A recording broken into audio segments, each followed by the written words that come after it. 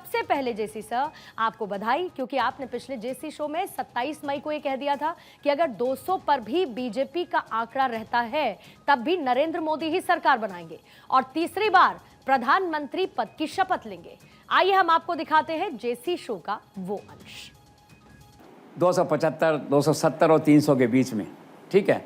Again Modi is the prime minister और 5-7 कम पड़ेंगे तो एनडीए है ना 30 सीटों के साथ में, लगभग 30-35 सीट, तो Modi is again the prime minister. Fourth अब आ जाइए 252 अबव जो है ये, तब भी मोदी हैं। तो लोग कहते हैं तब मोदी कैसे हैं? सिंगल लार्जेस्ट पार्टी तो है ना मोदी, बीजेपी है ना इन ए वे। राष्ट्रपति भवन का निमंत्रण आएगा ना, शपथ होगी ना, आपका समय मिलेगा ना कम से कम 7 दिन का, और 7 दिन में मोदी अमित शाह क्या कर सकते हैं सारा देश जानता है, उनकी क्षमता देख चुका है वो। Narendra Modi will always remain a force in India another 20 years. साथ ही सर आपने 27 मई को ही ये भी कहा था कि 250 सीटों से कम होने की स्थिति में कई लोग शाम होते होते खुद ही पहुंच जाएंगे मोदी के पास समर्थन देने, और कर्टसी अमित शाह होंगे। और एग्जैक्टली अब वैसा ही होता नजर आ रहा है। जानकार सूत्रों के अनुसार 1 दर्जन से भी अधिक सांसद अमित शाह के संपर्क में हैं। तो आइए हम आपको दिखाते हैं जेसी शो का वो अंश।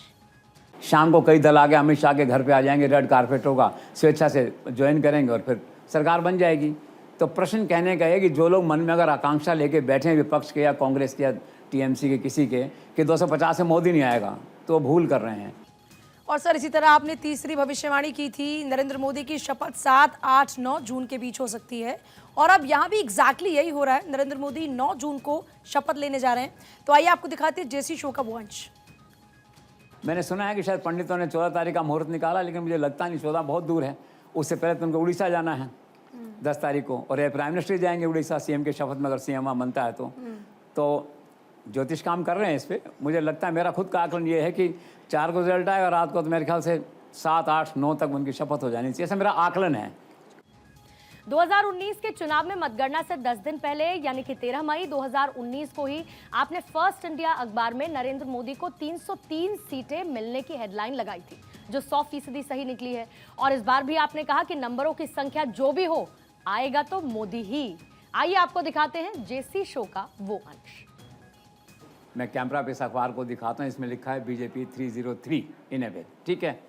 तो ये तो कोई सरस्वती की बात थी, सरस्वती बैठ गई थी हमारे एडिटर के मन में, हम लोगों के मन में जो है कि 13 मई को, ठीक है, अर्थात रिजल्ट निकलने से 10 दिन पहले फर्स्ट इंडिया अखबार ने हेडलाइन लगाई मोदी 170 और 303, ठीक है। और वो सही निकला, वो चमत्कार हुआ। कभी कोई यश ऐसे मिलता है व्यक्ति को, और एग्जैक्टली बीजेपी 303 आई। इस बार का आंकड़ा देखो, हमने होमवर्क कर लिया है, आई नो द आंकड़ा, लेकिन अब क्या है कि इलेक्शन कमीशन की गाइडलाइंस हैं, उसको बता नहीं सकता।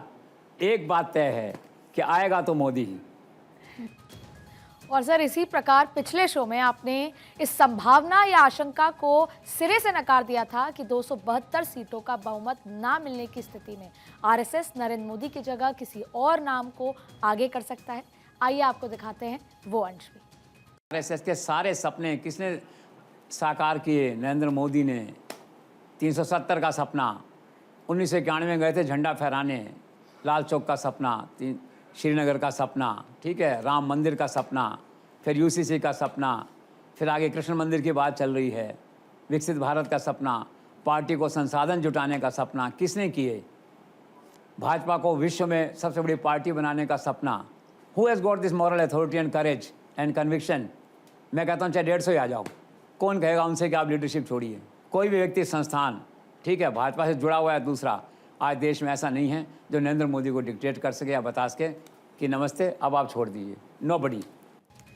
सर आपने अपने शो में पहले ये भविष्यवाणी कर दी थी कि नंबर चाहे जो भी हो, नरेंद्र मोदी ही प्रधानमंत्री पद की शपथ लेंगे। तो दिखाते हैं जेसी शो का वो अंश जिसमें जेसी सर ने ये भविष्यवाणी की थी। मैं कहता हूं कि irrespective of numbers Narendra Modi will form the government. तो उसका तात्पर्य ये है, उसका भावार्थ ये है कि सिंगल लार्जेस्ट पार्टी होने के नाते सरकार बनाने का निमंत्रण नरेंद्र मोदी को मिलेगा, और उसके बाद में जो शक्ति परीक्षण होगा, फ्लोर टेस्ट होगा, उसमें नरेंद्र मोदी के हारने के कोई चांसेस नहीं हैं। कर्टसी अमित शाह।